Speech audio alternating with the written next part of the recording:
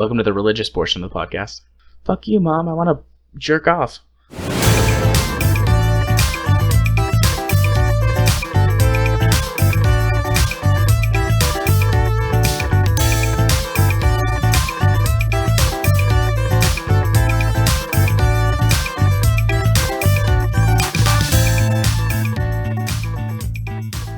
Hello everybody, welcome to the manliest podcast in the known universe, where we discuss men, their perfect bodies and beautiful smiles. No homo. As always, I am your host Chmis, and I am joined by my lovely co-host, my dear Jared. Hello. And we are straight as a pretzel. The gauge agenda for this week is coming out to yourself. When did you realize you were attracted to men? When did you realize that others don't actually feel the same as you do? And when did you finally find a label that fits you? You can find that and more with timestamps to individual topics and links where applicable in the episode description. So, how are you, my fellow straight man? Oh, for some reason in my head I thought you were going to say my fellow American, and then I was going to be like, Chmis, you're not American. Not with that attitude. I'm doing fine, sir. I'm doing fine. I'm enjoying J-Day, which we talked about earlier. That's my annual day off from being a dad and a husband. Usually we do it around my birthday, which was last month, but we were moving and stuff, so I'm taking the whole day, sitting in my office, watching some movies, playing some video games, and talking about gay stuff. So, pretty good day. Pretty much perfect. How are you, sir? I'm fine. Much better that we've talked right now. I got some things off my chest I'm not going to talk about because they're private. So the only thing I can say that yesterday I had a really shitty day because I got really bad razor burn on my left leg. Oh, interesting. You shave your legs. Yeah, I've just decided, that would probably be more convenient because I'm a really sweaty man otherwise. I started shaving most of my body 2 years ago because I just found that then it works much better. This time I decided, let's go all in. And I like it, except that I kinda rushed it and my whole legs were bleeding. Not a pretty sight. But that happens, you get used to it. I've never shaved my legs. I'm an incredibly hairy man. Very hairy chest, very hairy legs, and all, like everything. But I've shaved many parts of my body for various reasons, but I've never shaved my legs. I've never thought about it. I trimmed my beard the other day. You saw me now that I have a webcam and I have a nice trimmed beard. But 2 days ago I looked like, I don't know, 1800s crazy coal miner or something, because we packed everything up and I couldn't find my trimmers, and I don't actually shave my face, I just trim it. And I was like, I'm not shaving. My wife has never seen me without a beard. From the day we met till today, I've had a beard. My kids never see me without a beard either, and he probably never will. Sounds like a challenge to me. Yeah. No, you should hope that he doesn't listen to this. Otherwise, you'll get shaved in your sleep. If he shaves me in my sleep, there will be child murder. Even though technically I live in a town now, it's still out in the boonies.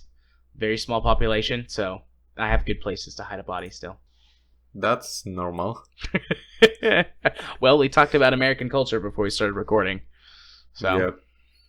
Yeah, so again, the reason my legs were the last thing to go is it's like a lot of surface area.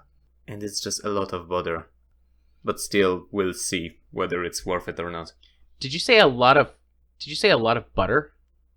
Like shave butter or butter that you put in food? I didn't say anything about butter. I could have. I said bother. Oh, bother. Okay. I thought you said butter. I was like, you shave with butter? I mean, I guess you could. It's whatever floats your fancy. Yeah. You'd smell like French fries afterwards. All right, yep, I'm shaving my legs with butter. I'm not actually gonna do that. It's too much work. I don't want to. It's probably why I've never shaved my legs, actually, because it's so I got really big legs, long. Actually, they're not long. I have short legs. I have a long torso. But yeah, it's too much work. You should try it. I think everybody should try it just to see. Yeah, I probably will sometime, just to try it. And you have a webcam right now. I'm not gonna shave my legs right now on camera. Let's make it next week. Okay, sure. I'll put that on my calendar. Shaving my legs on camera. It'll be great. Bring popcorn. I don't like popcorn. Go fuck yourself. Okay, then. I did not expect it. That escalated quickly. I don't know. I didn't know what to say. I was trying to make some joke about popcorn and butter, but I kind of failed. Indeed, you did. And then I swore at you. I still love you, though. I love you too, buddy. Like some tough love right there. Okay. Are we ready to really get started? I think so, unless you want to swear at me for something else. Nah, I'm sure I'll swear at you one more time during the show at least. Maybe more. Okay, so the topic. Coming out to yourself. Because I find that, especially for bi people, and let's call them just bi adjacent, I find that many of them just don't realize. I know it was exactly like this for me. What was your experience about it? I was in high school when I really went, I'm not like other people, or like, all of my friends or whatever. I had one friend who was gay.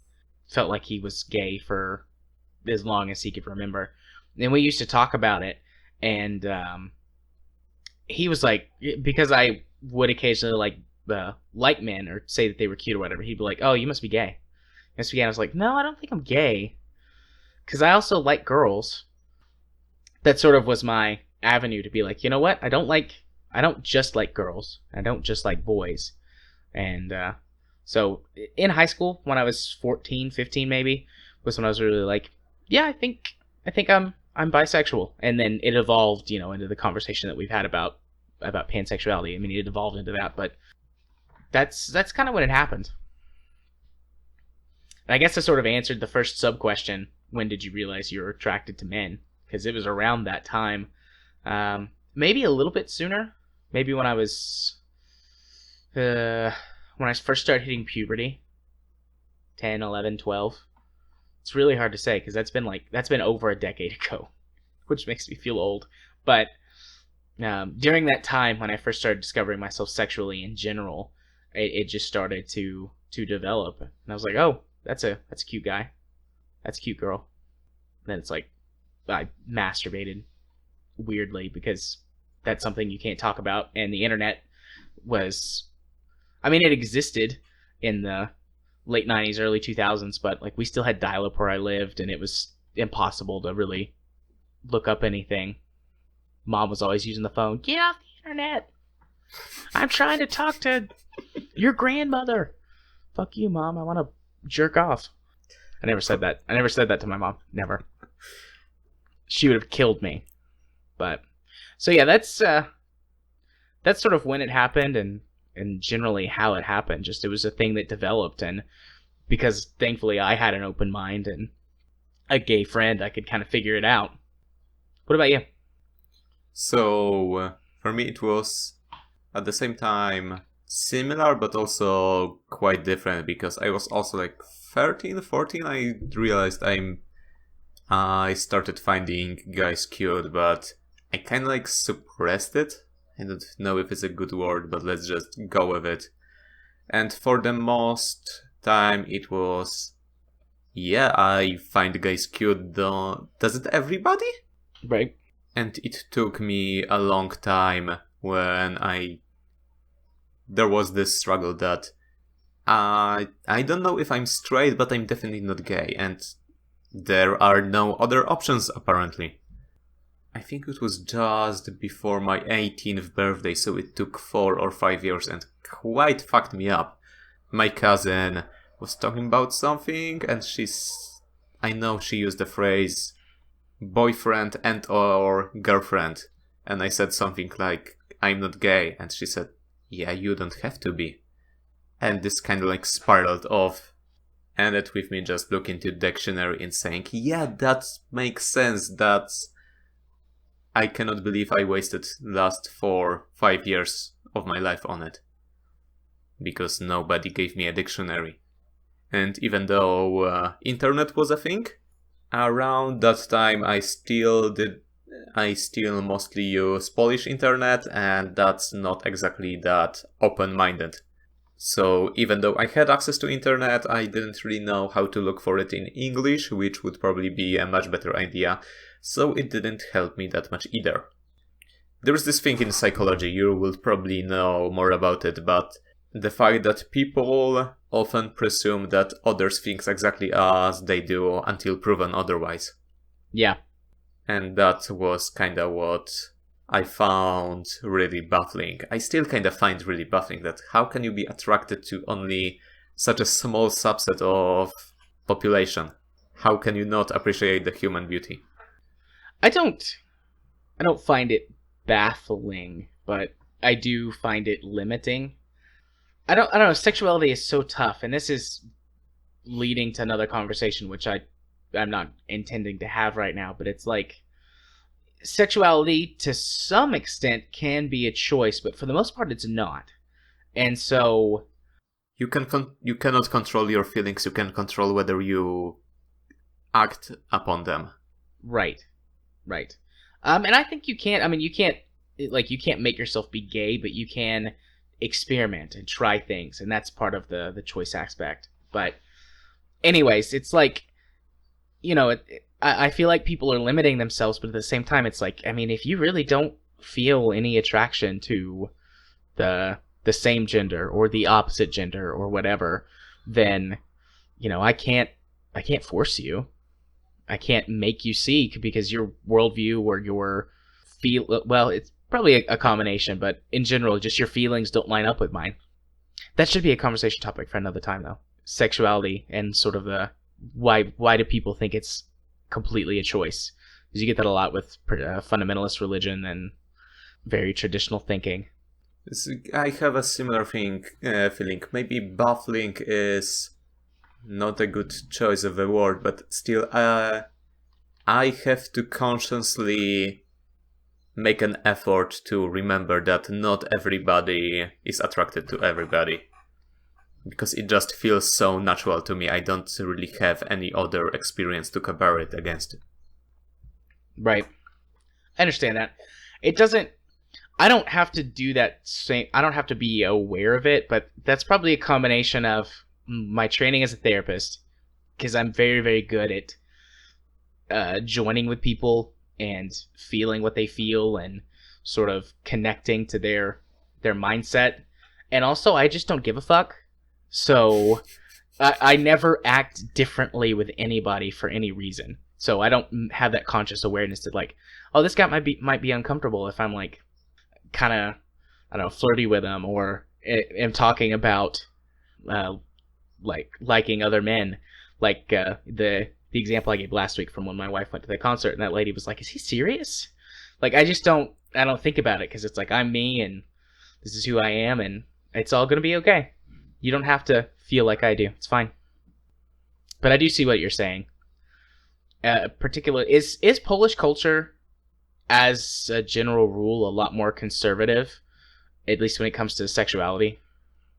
So I would consider this a kind of paradox, because you can see a lot of references to Poland being a Catholic country where over 95% people are baptized and 90% of people consider themselves Catholic. But at the same time, it's kind of like people follow the church because they think others will think less of them. I think if we had just if you start having honest conversations with others, you suddenly see that most people just obey it because they think you will force them to obey it. And if you're just open to each other, you will suddenly be free. And this is what I would consider my mission in life, just letting people know that they have this possibility to be free, to be themselves. So what you just described is the American South right there. That's what you just described. So Poland is very much like Tennessee. Except I don't need to carry a gun. That is true. But yeah, that's That's generally how it is. I mean, it's all over the place in the United States. Most of what kind of, I think the reputation that the United States gets with the rest of the world is that the Southern conservative Christian and Valley Girl Californian. And, I get it. There's caricatures everywhere. I'm not, digging or, going to dig into that or condemn people for having their stereotypes and caricatures. I mean, that's just nature. But the United States is so different all over the place. You go up north to Boston or New York, those areas, or out west to Chicago or pretty much anywhere in California, and even more places. It's just not an issue. It's this whole conservative, traditionalist Christian thing. It's just not a problem. I mean, they exist, but they're the minority as opposed to the majority. So, I mean, I deal with what you're saying a lot here with people who come in, and it's like, oh, I've been a Christian all my life. Is God going to hate me because I think I'm gay, or because I sometimes like men, or because I had sex and I'm not married? And it's like, no, God's not. God doesn't care. I usually don't say that. That's not the best way to go about it. But it's like, if God exists, he doesn't care about you. I think I'm getting what you're saying. I do say that to people, that a God that would think less of you because of that is not a God worth worshipping, who has his own arbitrary rules and puts them before you being just a good person. Welcome to the religious portion of the podcast. Yep. And I've had this conversation many times with my family, because some people, we're going straight into religious part of the podcast, but when people say, you don't believe in God, why don't you just start murdering everybody? Because I'm not a sociopath or a psychopath or whatever. It's like, just because, I mean, I don't need a God to tell me how to be a good person. Generally, be kind to people and open-minded and willing to admit that you're wrong if you run into someone or something that, clearly points out that you're wrong. I've had that same conversation with my parents and everything. We just don't talk about it. It's just not worth the fighting that it causes to talk about it. In my mother's family, because my dad was never really kind of even maybe encouraged me to start looking beyond religion, because I was raised really Catholic, and until the age of maybe 14 I was really religious. And you may notice that, this is around the same time when I started noticing something was different, and that is what dragged me away from religion. That organized religion, the official stance of the church, says that I'm somehow a bad person for whatever reason. Yeah, just because you like men too. We kind of briefly, I kind of briefly mentioned this before we started recording, but there are plenty of studies out there that show that certain aspects of religion are very beneficial. It mostly comes down to the social aspect that religion provides to a lot of people, but there's a fine line you walk between practicing religion in a social context where it's helpful to you versus crossing the line into fundamentalist territory. And that line is razor thin. And it starts out slow, but eventually, and I mean, people don't always have to become religious zealots or terrorists or anything like that, but just treating people less than you because they are a minority or because they are gay or bisexual or whatever. That's a fine line that you walk if you practice religion. I mean, Katie and I sometimes go to church. We have friends who go to church and are Christians and everything like that, and we mostly do it just oh, hey, we'll go to church and then we'll go out to eat, or we'll go and then we'll go to your house and play some board games or whatever. But, we're both highly educated people and we're very aware of all of that stuff, so we use it for the positive social aspect. We're talking Christian, however, this means something very different, because America is, as far as I know, Protestant? America, this is another one of those things, it's all over the place. In the South, I guess America is predominantly Protestant. In the North, New York, Boston, those sort of places again, mostly Catholic. But the farther south and the farther west you go, the more Protestant you get. So your area? Very Protestant. Mostly Southern Baptist and Church of God, if you ever care to look those up, or if anybody wants to look those up. Okay, I'm just trying to understand why would you ever go to a church if you're not religious, because Catholic ceremonies are just you recite fragments from the same catechism over and over again. If you don't find it of any religious value, then I cannot believe how you would ever find it worth your time. Protestant churches are not like that at all. Well, I guess some...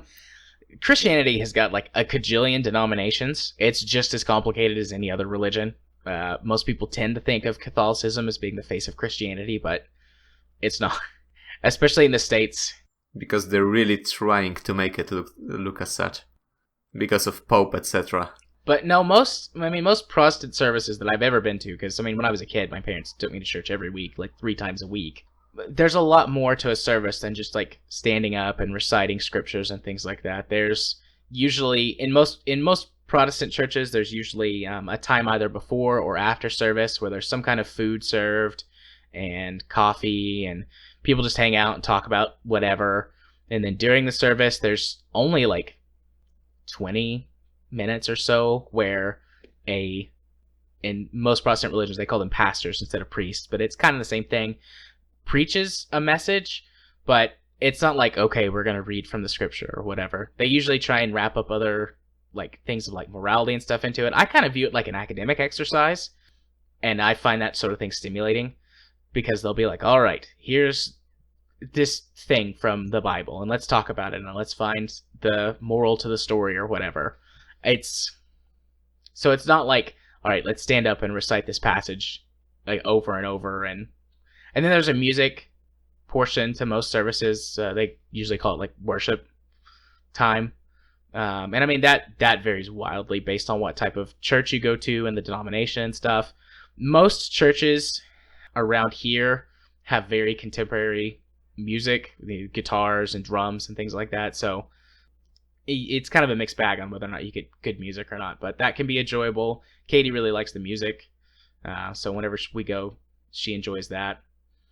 And then afterwards, a lot of churches will have lunch services, or they'll have just whatever, like very social stuff, so it's not the same sort of thing.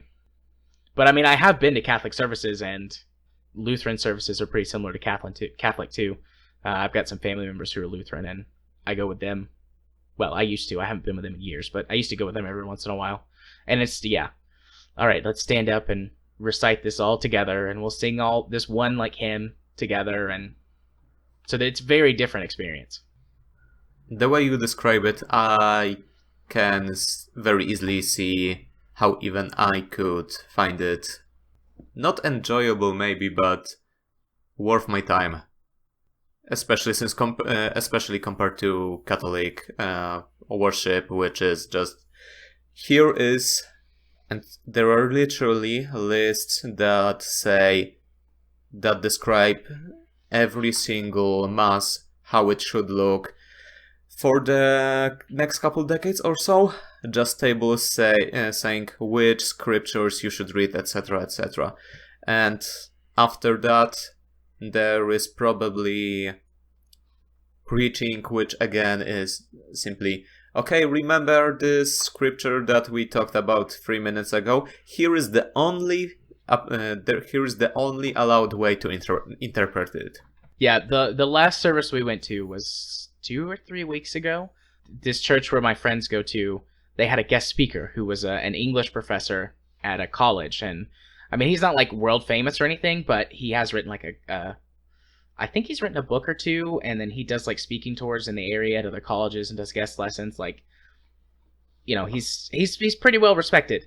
And so I was like, oh, that would be interesting. We can go and we can listen to him talk about whatever. And so we got there, and we had coffee and muffins and talked to our friends and some other people that we knew from the area that go to church there. And you don't talk about religion or anything. We just talked like, hey, I haven't seen you in a couple of weeks. How's it going? How's your life? Like that sort of stuff. And then there was a 30-minute worship where they had like a guest worship team, and it was the local college, the guy who is their music director. And so he brought some people with him, and they had like electric guitars and bass and drums, and it was pretty good. It was like a little mini rock concert. And then this English professor gets up and talks about how people use language to interpret scripture and how there's different ways to do it and how some ways are wrong, and condemning people who, for example, like pull out a single Bible verse or something and try and use that to condemn someone. And he's like, that's terrible. You should never do that. And it was really interesting. And then afterwards we went to this place called Delia's, which is a local Mexican food restaurant that's like amazing, and ate lunch. And that was like our Sunday morning. And it's a good time. Good time. Sounds pretty cool. Yeah, so it's like it was like a little academic experience. And I enjoy that sort of thing. I mean, if it was like a hellfire and damnation preacher, I don't know if you've ever seen like the hacking preacher joke or stereotype or whatever for like Southern Baptist preachers. If it was that, I would never go. I've experienced them for the first 15 years of my life. Yeah, so that's terrible. I would never go to that. But, it was a fun little outing. Yeah, and I think people... Well, let me just start more personally. I am very careful when I subscribe to an ideology to make sure that I do not keep following this ideology just out of habit. That this is still my conscious choice. Because even after I became an atheist, there were some articles really reflected the way I think helped me establish myself as a person who follows their own morality. However, there was some moment when I suddenly disagreed with something, with what they said very strongly, and I had this moment of hesitation thinking, well, maybe they are right and I am wrong. Which is very dangerous to think. As long as you do everything because you find it, as long as you follow your own moral code, and do not hurt other people, I am fine with whatever you believe in. I mean, that's the exact way I think. Like, as long as you're not hurting other people, you're allowed to believe or think whatever you want. And, you're allowed to talk to me about it as long as you don't assume that I'm wrong. Acknowledge my right to... Yeah. Disagree. Yeah. Agree to disagree. Yep. #agreeathon. Yeah. And if you don't think like that, you're fucking wrong. I was kind of joking, but like, if you don't think like that, then you're probably someone who is very... like, one of those fundamentalist type peoples. Like, my way is the only way. So, which is why our way is the only way. Yeah. Which sounds a little hypocritical if you take it out of context. But that's because it's more of a not morality, but meta-morality? I don't know if it's... It's very postmodern thinking. Exactly. Yeah, I'm very postmodern. Okay. Fun times. So after this long tangent, where were we and have we finished? I think so, because when I talked about coming out to myself, I basically went through all the questions and telling my story, and you did too. So, I think we are done. Awesome. Which means we can move on to Fuck, Marry, Kill, which is back after we missed it last week because of time constraints. However, we will do a lot of fucking marrying and killing. Oh, yeah. So, who goes first this week? I'll let you start. Okay. Well, the sort of theme we came up with, like 2 minutes before we started recording, is characters from TV shows and movies. So, not the actual actors themselves, but the characters and their environment. So. Oh, by the way, spoilers. Lots of spoilers. My first one I picked was Skyler White from Breaking Bad. Yeah, I don't like Skyler. Like, I hate her character, which means that she's a great actress. So, but in case you don't know, Skyler is Walter White's husband, the main character. And for a while, she doesn't know that he's making meth, and then she finds out, and eventually becomes part of his crime ring. Anyway, so she just goes on this, this very interesting character arc and she's got a bit in the middle where she's just like, fuck it, I don't care. And she like smokes in the car with her baby and all kinds of stuff. It's crazy. So I love to hate Skyler. My second choice was Petyr Baelish, or Petyr. I'm really shitty at saying his name, from Game of Thrones. And he's like this kind of smarmy, backroom dealing character, and he's all like, you never can figure out what his game is, and he lies to like everybody to forward his own ends. And in the show, he owns a brothel, so bonus points for that. He's pretty cute too. Like, he's just got like this very like car salesman-y look, but in a good way. It's hard to explain. He's just very cute.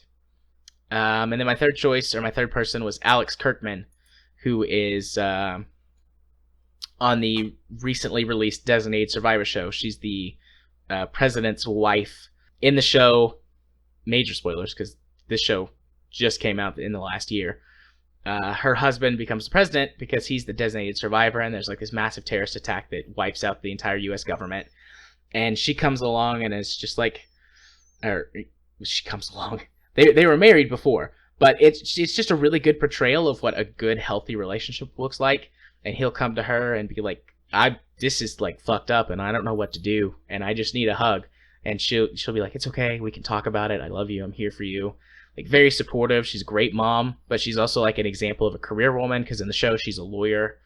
So good stuff from her. So yeah, my list.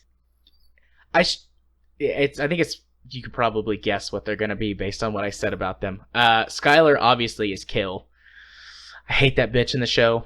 She's a huge victim of everything that happens, but she's played like such a heartless bitch, and it's like, I hate you. I hate you so much. I shouldn't hate you because you're the victim in all this, because your husband's a drug dealer and, a drug creator, a drug chef. He's cooking meth, but I still hate you. So kill her. Wanted to kill her since the beginning of the show, pretty much. Then Petyr Baelish. Definitely want to fuck him. He's like, big liar. He'd definitely cheat on me and, mess around and probably stab me in the back to, like, literally stab me in the back to get something. But I just like to go to his brothel and have like this huge orgy with him and all of the whores that he has there. That would be awesome. And then I want to marry Alex Kirkman, because she's like basically the perfect spouse material. She's kind and loving and supportive, but she's not like submissive or anything. She's really strong and intelligent and is good at being in a relationship. So I definitely want to marry her. Your turn. So my turn. Yep. That is pretty tough. I don't remember much about Skyler. However, I do, from what I remember, I pretty much have to agree with you. In Breaking Bad, obviously there were no good people, but I still find her the worst of all of them, for whatever reason. Yeah. I think she just lacked elegance. She wasn't good at being bad. That is pretty much the perfect way to phrase it for me. Okay. Petyr Baelish, on the other hand, the fact that when you started to just quickly explain his character, and I was trying to, and my immediate thought was to pitch in and say, he's like a little finger kind of guy, and then I realized, yeah, he is the little finger. He is Littlefinger, yeah. So even though this character archetype is not that complicated, it's really common, the way he managed to play it means that he owns it right now. As to Alex Kirkman, I have not seen Designated Survivor, so I am having a hard time to make any decision. However, I think I will kill Skyler. I would marry Petyr Baelish, just hope he has any sort of sentiment for me, which he probably won't. Even if it wouldn't last that long until I end dead somewhere, or knowing Petyr Baelish. A lot of different somewheres. Let's just hope it's fine while it lasts.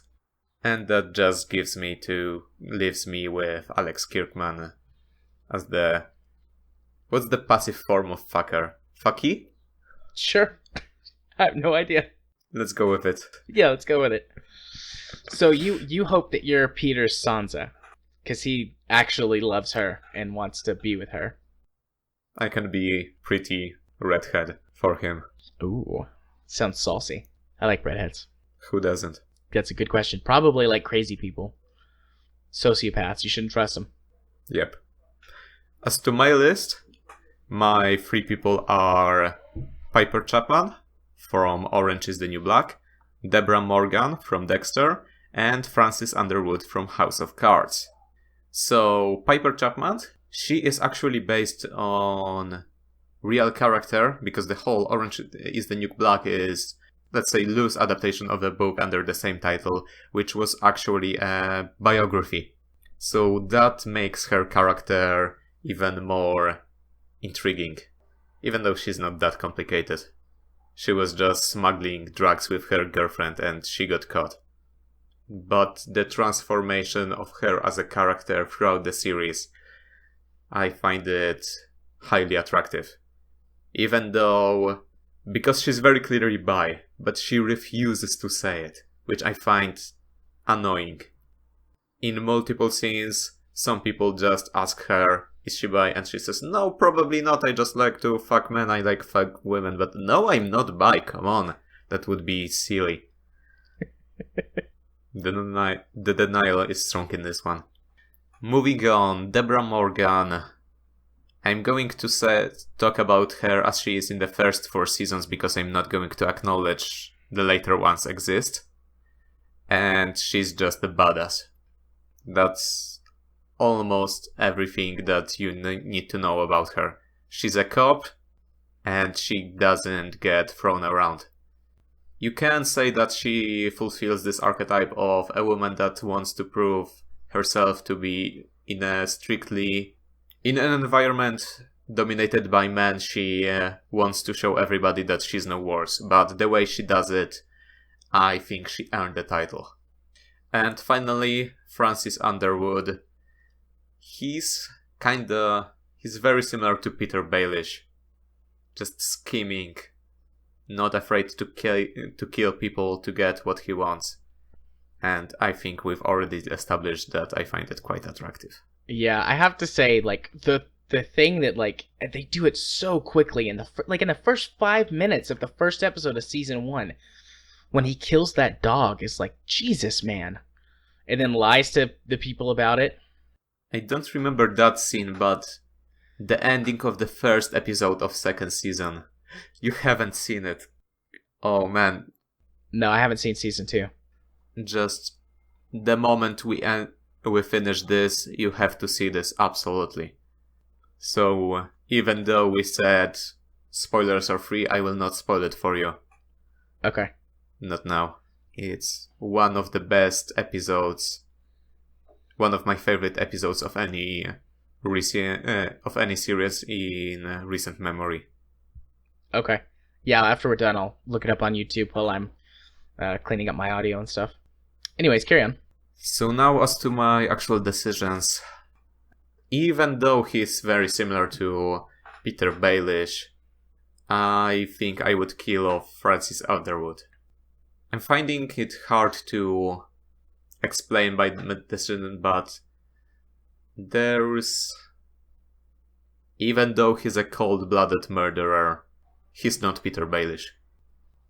My immediate thought would be to marry Piper Chapman, but then I remember how her previous marriage ended, or it really even didn't. However, if she goes out of if she finally manages to leave prison alive, I would definitely marry her. Otherwise, if I do not know what she is up to, just let's fuck and get this over with. Okay. I think that will be my final decision. Okay. So there is a conditional on this one? Okay, that's fine. It's our show, we can do conditionals if we want. This is my show, I can do whatever I want. That's right. I can fuck all 3 of them. Yeah. Okay. I'm struggling a little bit with this list. My first choice was easy. I'm definitely gonna marry Frank. even though he is a very, even though he is a Littlefinger, if I remember correctly, he treats, or he at least provides opportunities for his wife to advance as well, and does some things to help her. So I don't feel like they had a loving marriage, but I feel like that he helped her out. So I'm gonna go for some material gains on this one and be a part of his schemes. Plus, it sounds like a lot of fun. My dilemma comes down to the other two. I find both of them attractive and don't really have any qualities in either of them to be like, yeah, I'll just kill you and write you off. So I was sitting here thinking the whole time, like, just looking back and forth between the two of them. And I think I'm talking myself into killing Piper because as she goes through, I mean, I've still only seen season 1 of Orange is the New Black, but like scrolling through like the Wikipedia page about her and the different seasons for the future, like she really starts to transform into a much worse person because of her experiences in prison. And I mean, that might not be the case because I haven't seen the later seasons of the show, but based on what I'm reading here, I don't even want, like, don't stick your dick in crazy.